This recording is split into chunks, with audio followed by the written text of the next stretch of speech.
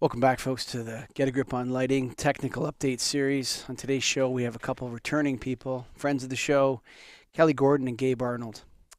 Kelly Gordon has been a program manager at Pacific Northwest National Laboratory for 20 years. She manages the Advanced Lighting Research Program with 24 teams who provide core technical support to the U.S. Department of Energy's Lighting and R&D program. Gabe Arnold is a senior lighting engineer with PNL. He has over 20 years of experience in lighting and energy efficiency industries, improving technology performance and accelerating technology adoption. He is a principal investigator on the advanced lighting team supporting the U.S. DOE's lighting R&D and commercial buildings integration programs, focusing on development and deployment of emerging lighting and building technologies. His current work focuses on germicidal ultraviolet lighting technologies, improving environmental sustainability, and DOE's L Prize competition, which is what we're going to talk about today. That's right, the Gucci suit. We're back with the Gucci suit, Greg Eric. But before we get into the Gucci suit from PNL, which we love, we got to thank our sponsor, Cooper Lighting. Go to COOPERLIGHTING.com, Greg Eric, cooperlighting.com. All right, and we talk a lot about exterior lighting, and the importance of it. And you can't just throw any light fixture up there, including in area lights. That makes a difference when you have a good, high-quality light. And Cooper Lighting's Gallium 2 LED area and site luminaire does set the standard for high-performance outdoor specification lighting. It's the most configurable area site solution available, outstanding performance and scalability for virtually any outdoor walkway, roadway, and parking light application. Its light source, the light square, and drivers are field replaceable, ensuring the Gallium 2 is a sustainable solution for years to come. Watch it, Greg Eric. Watch it. Up to 73,000 lumens in an area light, man. Not a lot of people can do that. You don't just throw any light up there. You got to think about it and do it right, and you can. Check out cooperlighting.com. So special thanks go out to cooperlighting.com. That's COOPERLIGHTING.com. Gabe and Kelly, welcome back. Not to the Get a Grip on Lighting podcast, but to our technical update series. How's it going, Gabe? Let's start with you. Things are good? It's going very well. Yeah, everything's good. Thanks for having us. Yeah, and Kelly. Yeah, great to be here. Great to be back and talking about the L Prize. And I just looked at that, actually, Kelly and Mike. I'll jump in here. I looked at episode 196 from June 2021. We're in August of 2022. That was over a year ago we last talked about the L Prize. That's right. Yeah. I assume we're on to a whole different phase now. Okay, that's what we want to hear about. But before we get into that, do you want to just give, again, a quick update on what it is, what the L Prize purpose is, what it's all about? Kelly, Gabe, you can both go. Whoever. Go for it, Gabe. Yeah, this is a competition that DOE sponsors to develop basically lighting fixtures of the future. This competition, there was a prior L Prize which really focused on replacement lamps, replacement bulbs for incandescents. That was about 10 years ago. That was awarded to Philips Lighting North America for a really innovative 60-watt replacement bulb. And what we've done here is launched a new L Prize which is focused on commercial buildings. And this L Prize actually has two tracks to it. That's something we've rolled out with this new second phase, the prototype phase, where manufacturers can participate either in a Luminaire track by submitting a innovative light fixture to us, or in a connected systems track by submitting a innovative lighting control system to us. Very good. And this is a second phase. What was the first one? First phase was the concept phase. That one was concluded this past February. We awarded 4 different entries. It was a $20,000 prize. That first phase was really a prize for documented designs. It was really designed to invite in, like students, small innovators, really give them an opportunity to participate. Now we're starting to get real here, and this prototype phase really increases the stakes. We've got a $2 million prize pool for this phase. It's going to be awarded to up to 4 winners. So it's a pretty big deal.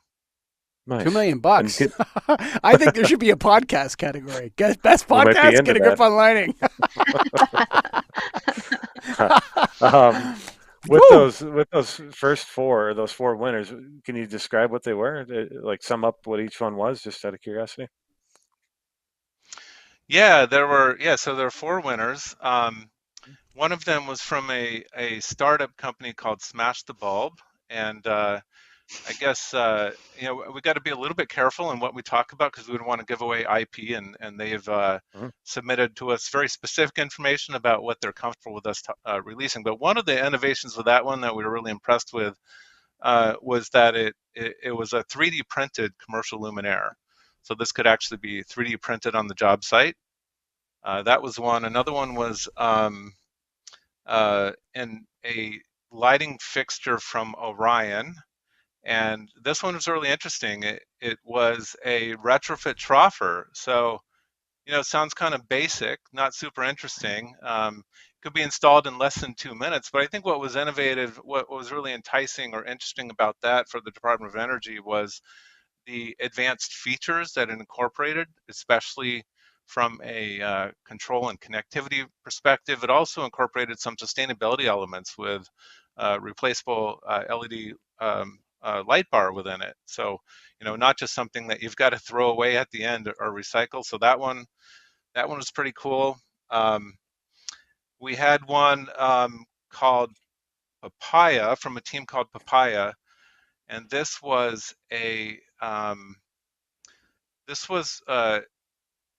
submitted by some folks outside the lighting industry. It was a student and, believe it or not, someone from the pharmaceutical industry. What was really interesting about this one, and we don't know if it's feasible, but we thought it was very interesting and worth rewarding, was they had proposed a kind of an open source development model. So they would make this luminaire and the IP associated with it available for everybody to use and build on and innovate around. And we thought that was really interesting, and we really liked the idea of pulling in some new ideas and innovation from outside the industry. The fourth winner was from Quarkstar. This is a company that's been around a while. They're fairly small, but they're well known for innovative solutions in the LED lighting industry. This was a really high efficiency luminaire that focused on really exceptional lighting quality, and they had some really advanced optical innovations that they were proposing, which would allow them to really precisely control the direction of light. Good deal. So with those four concepts, have any of them gotten to the next stage that you know of and actually become a product and something designed? No, but I think, we're hoping that some of them would submit to our next prototype phase here. We've had, maybe this would be a good point to address this, but we've had some confusion out there. Some folks have been thinking that, you had to participate in this concept phase in order to participate in the prototype and then the final phase of the L Prize competition. But actually, these are all like separate competitions. And so anyone can participate in this new prototype phase, including those four that won the prior phase. And we hope to bring in and welcome new participants to this one. But they should have participated to get that 20 grand. Yes. Right? Get to that level. But it's different skill sets, from moving from concept to prototype, and then the final phase of the contest is planned to be the manufacturing and installation phase. So where you got to really make it real, right? So that's Yeah. it's gradations of what you can do. So we want innovation, and we want innovation to then move to something real. So I think you said it, but the prototype phase is going to have another four winners. Is that right? Or was that Yes, just the up to concept? Four. Yep. Up to four. Yep, up okay. to four. Oh, I'm sorry. 2 million No, I total. got that wrong. It should be up to six. It's up to six. Mm-hmm. Up to Yep, six. yep. 2 million total. The final phase is $10 million for up to four. And you just split it evenly. Even if one's a little cooler than the other, you're not going to give them a little more. I would No, it won't I be would split love to be evenly. a judge on the panel. I would love to be like a judge on that panel, because I just heard some ideas. I just wrote a couple down when you were talking, just from some of the things. Does the printed guy, does he print the driver as well, or is it just the mechanical shape of the fixture and then he inserts the components? Just the housing. Yeah. Just the housing? Okay, the open Yeah. IP, that's an amazing idea. I think we need to open all the IP. And I think this idea of, the even the controls people, the way they want to, you're not going to be the Google of lighting, okay? We need to share. There's the opportunity is so enormous. I really like that idea. And then the price precisely control the direction. Was that with mechanical adjustments to a reflector? Or was that actually within the emission of light from the fixture, from the actual diodes? I believe it was in the emission of light from the diodes. Wow, that Yeah. is so great. Yeah. That is such a great Yeah. innovation to get away from Yeah. lenses and reflectors in order to be able to, things like darkness restoration or dark skies, and then also using that to replicate the kind of stuff halogen MR16s used to be able to do with really prescriptive tight spots. That's a good innovation. I mean, people may not think about that, but actually from a practical perspective, that last one, precisely controlling the direction, is such a wonderful innovation. Greg, I'll throw it back over to you though to ask. And unless Kelly, you want to comment on that, you haven't talked much yet, so maybe we'll just throw it to Kelly. Go, Kelly. No, I agree, and this is one of the things about the L Prize that I'm really excited about, is that it's bringing together so many of these different concerns that we've had over the years with LEDs and lighting quality in general, and the potential that we see in the technology. Like at this point, we know solid state lighting. I mean, it can do technically like pretty much anything we would want it to do. You could make it, any spectrum. You could make it, there's lots you could do with directionality and optical control. There's lots you can do with connectivity and kind of data-driven functionality and features in these systems. You can control the light for better application efficiency and great lighting service. The question is, the challenges are more market-based than technology-based. And so, we see some persistent market barriers that seem to be kind of holding things back. And one of those is kind of the ability of controls to work with various components of systems with more than one brand, for example. And I think there's great potential that would really increase the market for everyone if we could break through some of those barriers. Mm.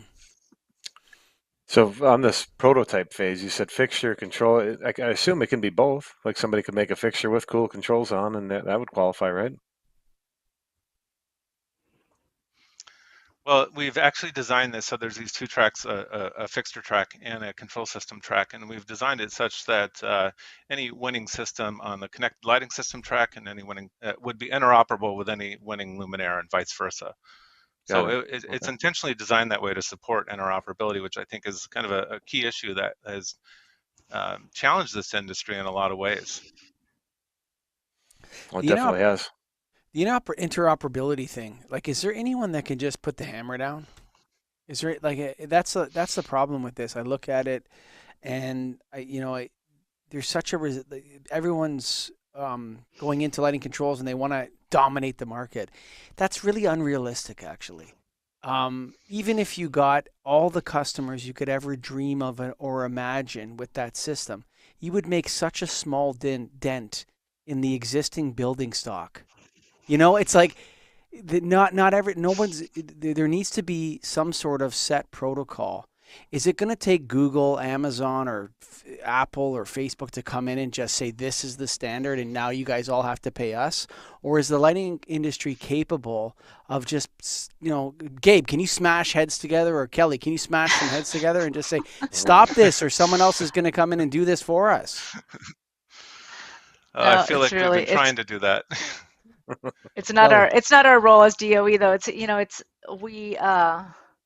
We're not setting mandatory standards here. We're really working with the industry to try to improve products and service and efficiency, but we do see this as a major barrier. Ideally for the customer, you would like to be able to have different lights for different functionality and not necessarily all from the same manufacturer, and you would like them to work well together in terms of the control system and the information that's being shared. So again, I do think it would open up the market. Like if people really became confident that, yeah, this is going to work and we're going to get really good lighting controls, and it's not going to be major headaches, that would just increase it for everybody. We're looking for things that will kind of lift all boats here and make the industry more successful and make energy use and lighting quality more successful.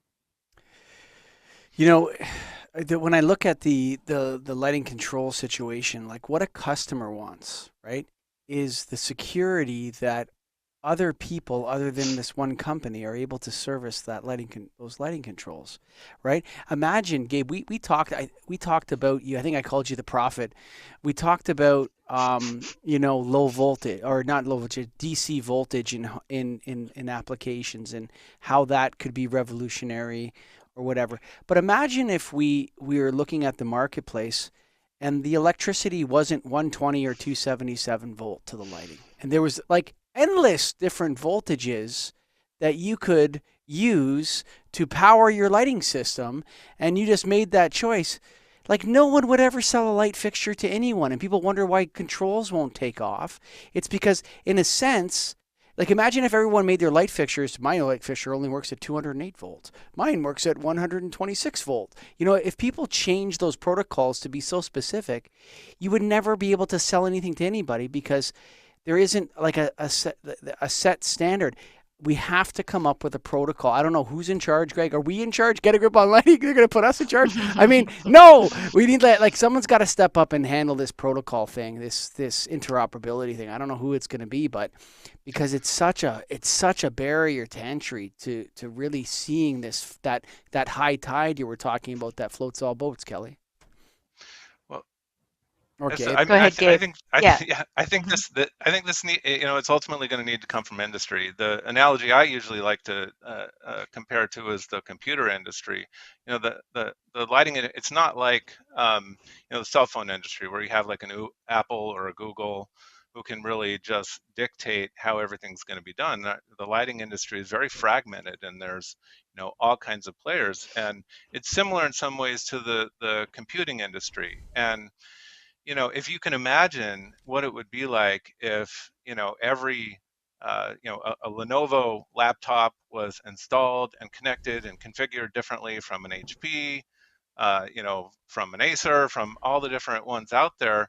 That's in some ways the situation that we're in with lighting. And what happened in the computing industry is that, ultimately, it didn't happen easily. There was a lot of fights and tension along the way, but ultimately they came together to develop standards and standardized approaches for how things can work together, kind of recognizing the opportunity that's out there when you open the market up. If you can sort of get past the situation where everything connects, we know it's going to work together, then you can move on to the other values and innovate around those things. And I feel in some ways that's where we should go with lighting. And it's ultimately, I think, going to need to come from industry to make that happen. And to date, we're seeing some incremental movements in that direction, but I think it's going to take more time. We need some sort of a consortium founded on those principles. The other question is ability. Do we have the ability as an industry to do it? I mean, Greg and I sell light bulbs every day, light fixtures, projects. So at this end of the industry, from the distributor end, yeah, we'd love to have something to sell, but we can't get that excited about it. Single source manufacturer, this kind of stuff. It's hard to get excited about that when we're talking to our customers because the benefits aren't always there. I know we're off the L price topic a little bit here, Greg. Greg will bring us back, but I don't want to kind of end this conversation because, I wish everyone in the lighting industry would see that the actual golden goose is the interoperability and an agreed upon standard. That's how we're all going to get rich. That's how everyone's going to make money. Kelly, you were about to say something before I interrupted you. What do you got? Well, I think I was just going to call on Gabe to kind of explain kind of the approach that we're taking in the L Prize rules and kind of a step towards getting there. Yeah, I'm really glad you brought up this topic because I think that's what we're trying to do with the L price. It's not dropping a hammer, but it's trying to nudge things along and encourage people and offering big rewards for it. And you know what's going to happen at the end of this is uh, after we award these winners is that you know the Department of Energy intends to really uh, work to deploy and support these innovations and really educate stakeholders, customers, buyers around them. So I think we're hoping that it is a vehicle that we're going to be able to help move along this issue. It's not solving everything. You know, we're not forcing standardization in all aspects with it, but there are certain places where we are really trying to push this interoperability with the L prize. Mike asked earlier to be one, but do you guys actually say who the judges are? No, we No, don't. it's actually confidential, and they're not allowed to say that they're a judge either. Maybe Mike, are No, you one, no. Mike? Maybe I don't even know that. Okay. If he is, he's not allowed to say. I'll guarantee you, I'll say that I'm for sure not a judge. So don't send me any emails about your prize because I have no influence whatsoever. That's for sure. Nor should I, likely. So what kind of time frame is this prototype phase now for? When's it open? It's open. So this opened. Yeah. Oh, it just opened in June 30th, and the entries will be due May 1st of next year. We got time then. Okay. Yes. Yeah. Yes. Why you And cook in it fact, up? What's I was $333,000 potential here is what I see. I know. I know. It depends on how many awards too. It's okay. up to 6 awards. Yeah. I got a question. Okay, so the L prize is out there. There's definitely cash and prestige and status because you win a prize from PNNL, you win the L prize. That's a nice prize. Like that might be the best prize you can win in the lighting industry. Let's face it. There isn't a higher one, right? From DOE, I should say. From the DOE, yeah. I mean, that's you can't. That's a Gucci suit right there, right? I mean, there's listen, the Paul Hafner Award at Nailed is great. The Gary Root Award at Nailed is great, but I think the L prize is a couple of notches up, right? So, but what are the barriers? Like, what are the reasons people give? Actually, I never even asked this question. What are the reasons people give for not doing interoperability? Like, where are the pain points for? Because we're criticizing, we don't make lighting control systems, Greg. Gabe Arnold and Kelly Gordon don't make lighting control systems. We're kind of standing on the sideline saying, hey, we think you're in the wrong field. You need to be over here or whatever. But what are the pain points for these lighting control system creators or companies? Have they said anything, Gabe, about why they don't want interoperability?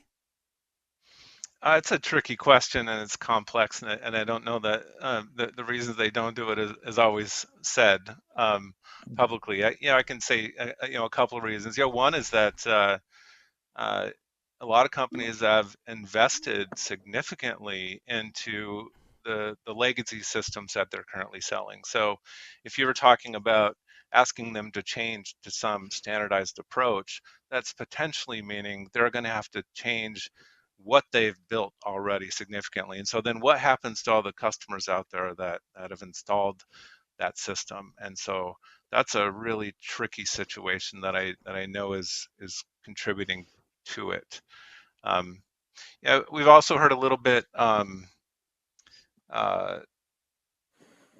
around some companies don't feel like the standards that are available right now provide all the functionality and capabilities that they think they need to really be able to do some really cool, advanced, and innovative stuff. Maybe it doesn't have the bandwidth. Maybe it doesn't have all the data that's needed. And you see this manifesting itself in a lot of different ways. We have a lot of companies out there that are marketing a Bluetooth low energy solution, not full qualified Bluetooth mesh, but a Bluetooth low energy solution. But actually, what a lot of them have done there is they've taken the Bluetooth low energy and then they've built upon it some proprietary changes to it. So those are effectively now proprietary protocols they're using that don't necessarily support interoperability, and they've done it because, that old Bluetooth Low Energy standard that they had didn't provide everything they needed and didn't work well enough in buildings, and so all of a sudden they're invested in that proprietary solution. So can they come back? So yeah, those are definitely a couple of issues that are contributing. And related to that, I mean, each company wants to ensure that they can, make their system work really well. So they, it is a risk. It's kind of like, there's back and forth needed, some cooperation across the industry to get to something that will work well. But I think there's such great potential for this market. I mean, if you look at just kind of traditional lighting controls, they've been around for ages, for 30 years or something, but there's still such low market penetration of lighting controls in commercial buildings, right? And some of that is because people don't, they don't tend to work flawlessly. People kind of have that idea about how it's like the aux sensor doesn't work. I got to wave and the lights turn off, and or they cover up the photo sensor because it's bothering them, the up and down of the light. So, that dream of kind of seamless, really great performing lighting control is still out there. I think it's achievable. It could make spaces somewhere that you really want to be, that you really like, between the color and the light levels and the directionality of the lights. These could become favorite spaces for people while being very energy efficient and using the resource in the best way. But we've got work to do, and so that is what we're going after here. I'm gonna get sacrilegious here. I don't know if this is a lighting play. I don't know if the lighting industry has the knowledge workers in its stable of workers to be able to pull this off. I just think we just had Axel Pearson. Almost almost said Axel Meyer, but Axel Pearson and Michael Meyer on the last show talking about full building integration with lighting being a part of that. And I think the fire control panel people and the security people and the HVAC people might be a couple miles ahead of the lighting industry in terms not only of the equipment, but in terms of the actual use of the equipment on site, and then the ongoing maintenance of that equipment on a regular basis. Like mechanical contractors go to the elevators and the escalators and the HVAC control systems all the time they're in buildings. Lighting people are not in buildings. The contractor installs the system and then they call Greg and Michael to ship them the light bulbs they need. And nobody's really there on site. Maybe it's better for the lighting industry just to step back and say, you know what, we're out of our power zone here. We need help.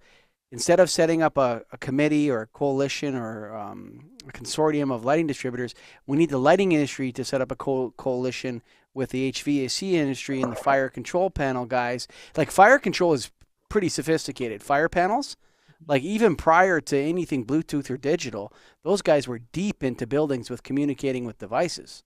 I mean, you ever seen a fire panel, Gabe? I mean, those things on a huge building, that's an enormous thing that it's all wired up with that cable, and they get all manner of different singles back. A lot of them run on 16 bits with hundreds of thousands of different commands, going back to the 80s and stuff like that. So yeah, maybe. I mean, the lighting industry could hand this off to other industries, but they could also adopt what those other industries are doing. And I think there's a ton of benefits to a service-based approach to lighting, assuming, of course, people value that and are willing to pay for it. But as these lighting systems continue to get more and more complicated, does it really make sense that regular electricians would be able to maintain all those lighting systems, or should we have really service-oriented people that are experts on operating and maintaining lighting systems, actually dedicated to that role? And to take this back to the L Prize, if you go to the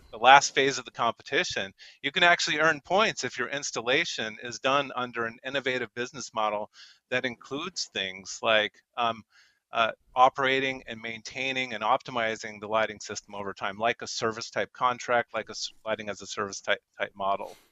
I don't think lighting as a service is the model, but I think what I was talking with Michael and Axel the other day, and it hasn't gone out yet, so you guys wouldn't have been able to see this. What we were what part of the conversation was this emergence of these control integrators as like a separate, unique trade that's not an electrician, it's not an HVAC contractor.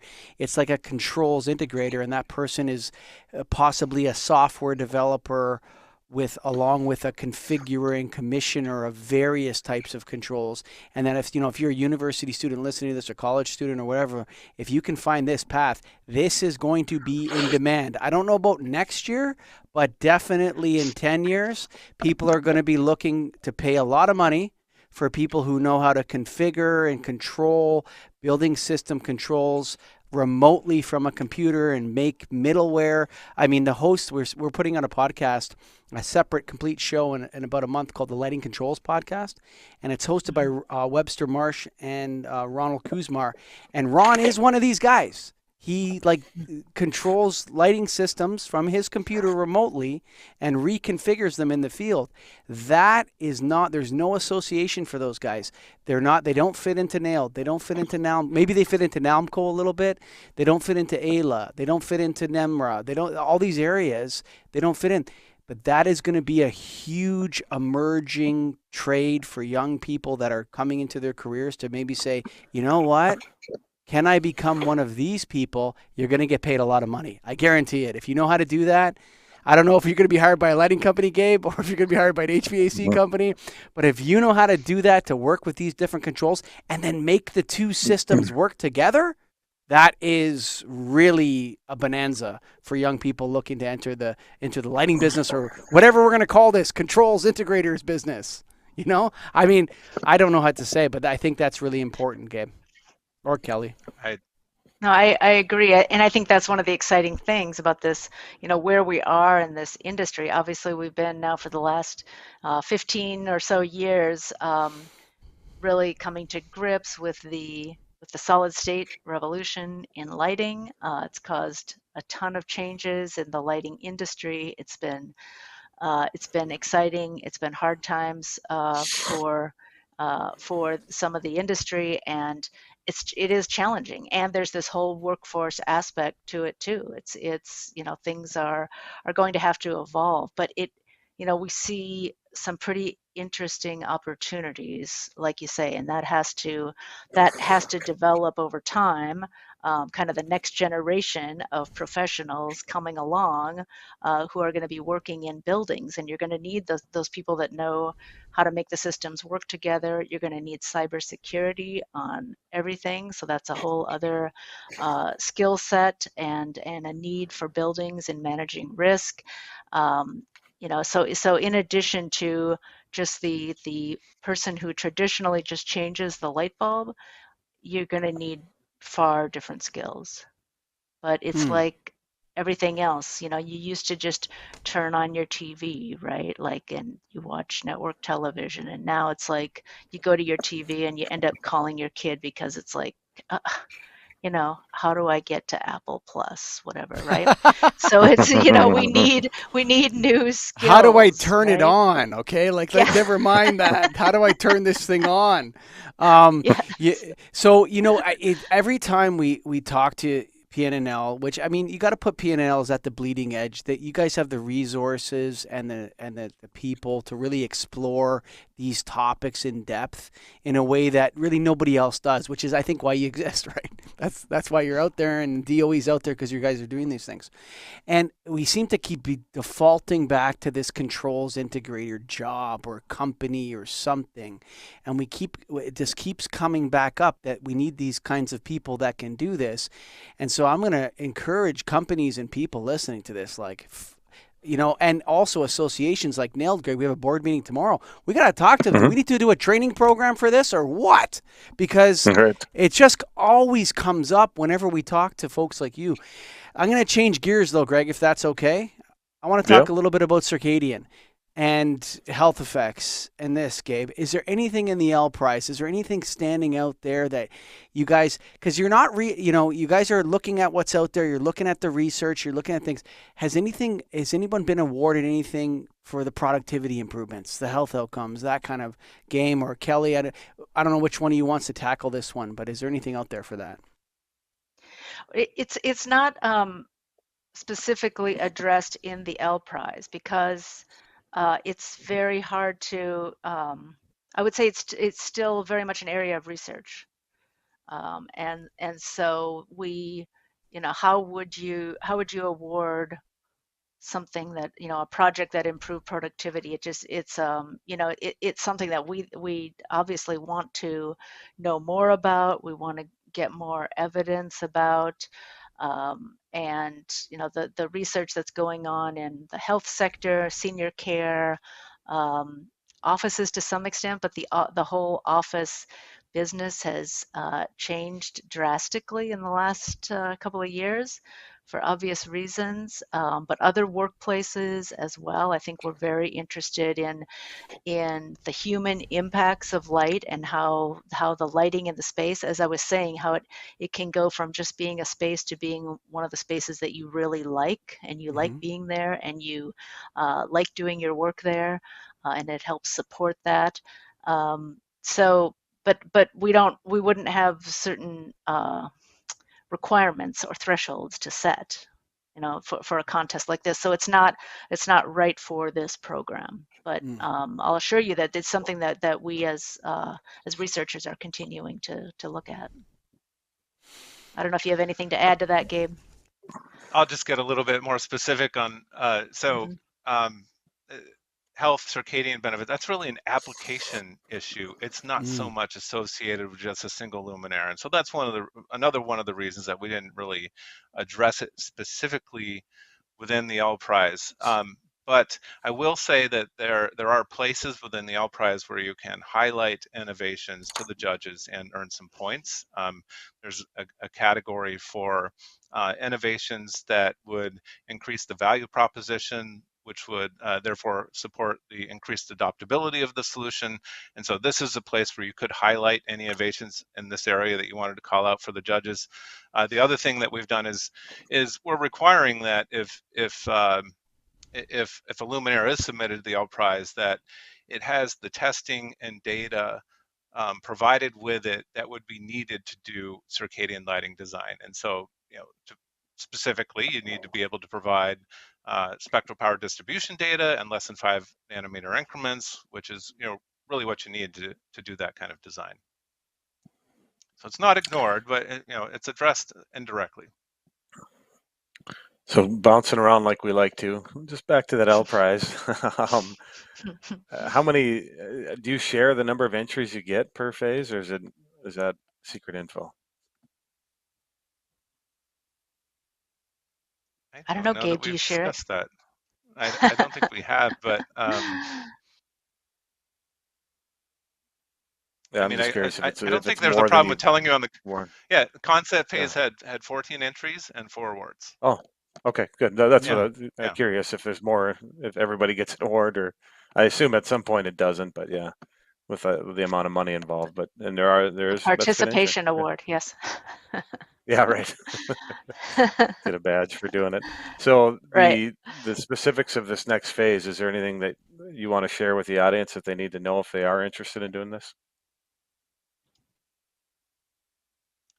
I'm going to go, Kelly. Well, yeah. I think we really want to encourage people to enter this thing. I think it's a fantastic opportunity to work with the Department of Energy and get your innovation and creativity out there, to be recognized for it. In addition to winning prize money, there are a lot of different pathways that you could take to win this. There's sort of like a set of baseline requirements. You got to be at least 150 lumens per watt.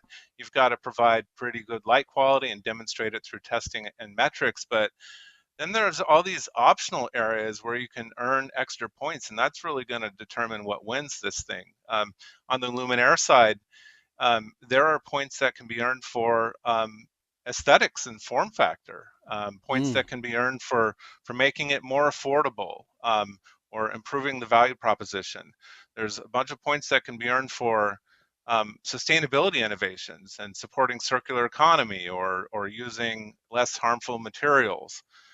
There are points that can be earned for diversity, equity, and inclusion in your team, where you can demonstrate that, or in how you're proposing to deploy your solution into the market. So there's all kinds of different pathways, and we really want to encourage all the companies that are out there, that we know are out there, that have innovations they're working on in these areas, to enter this contest. And we'd love to work with you. We'd love to get you recognized and get that prize money to you. Well, absolutely. I will echo. yeah. I'll just Yeah, go echo ahead. that. Thank you, Yeah. Gabe. Well said. Okay. Well, it's such an interesting idea. I have a couple people that I'm actually going to recommend that they should. I'm not going to say who, but I think they should submit a what would you call it, an application? I guess an application to win the L Prize. I just was a couple the wheels were turning, and I'm going to make a recommendation that they do so, because there's some of the categories you mentioned there. It's interesting, the sustainability piece. That's a good one in there. To think about, okay, how long is the actual life cycle of this Luminaire, its potential life cycle? Does it have to be replaced when the LED array or the driver burns out? I really like the fact that it includes that. But, I think, Greg, I can't believe we already spoke for 41 minutes. I'm just looking at the clock here. I can't believe it. And we're talking about a prize. So there you go. But it's always fun and exciting. Do you have any final thoughts before we go to and thank our sponsor, Cooper Lighting? I'll go first to Kelly. No, I just really appreciate the opportunity for us to come back and talk about this phase of the L Prize. It does take it up another step. We'll be talking about actual hardware and software that will be coming in. So we'll get an entry in. There's a written application and then actual equipment that will be shipped to us. We'll be looking at in a lab. The reviewers will be able to see it up close and see how it works. So I think that's going to be very exciting. And as Gabe said, we really want to see the innovation that we know this industry is capable of, and we want to recognize that and call it out. Thank you. Gabe. I'll tell your friends, tell everybody. I think that's the big message. We want people to know about this opportunity. There's people are being bombarded with information. It's summertime. Everyone's out there having fun, and we want to make sure this gets out to people in time for them to participate and submit an entry. So, and the deadline is May 2023. Mm-hmm. May 1st. May 1st, 2023. There's an intent to submit form that's due in January. So we want to know whether or not you're going to participate in January. So you got lots of time, folks. Greg, before we sign off here, I want to say thanks to our sponsor, Cooper Lighting. Go to COOPERLIGHTING.com, baby. What do you got? That's right. When you look at their Galleon 2 area light, it's not like every other one out there. There's 16 high-efficiency Accu LED optics, 16 different optics. A lot of them just say one. Here's their area light. With this one, you can choose 16, 3,300 lumens up to 73,500. So that's a huge range. And again, there's not a lot of companies that have that. 22K up to 57K, everything in between. -40 up to 50 degrees Celsius high ambient temp. IP66, 3G vibration rating. Anything you need specification grade, they've got. Galleon 2. That's a heck of a lot of lumens, folks. If you made it to the end, on the technical update series here, if you're listening to the stream, we hope you liked it. It's streaming everywhere, so I don't know where you're listening to it. It could be on many of the wonderful channels who's invited us to stream with them and to have it out there for you to watch and listen. And we have a special thanks to Cooper Lighting and, of course, Gabe Arnold and Kelly Gordon from PNNL. But if you made it all the way to the end here, Greg and I love you guys. Bye for now.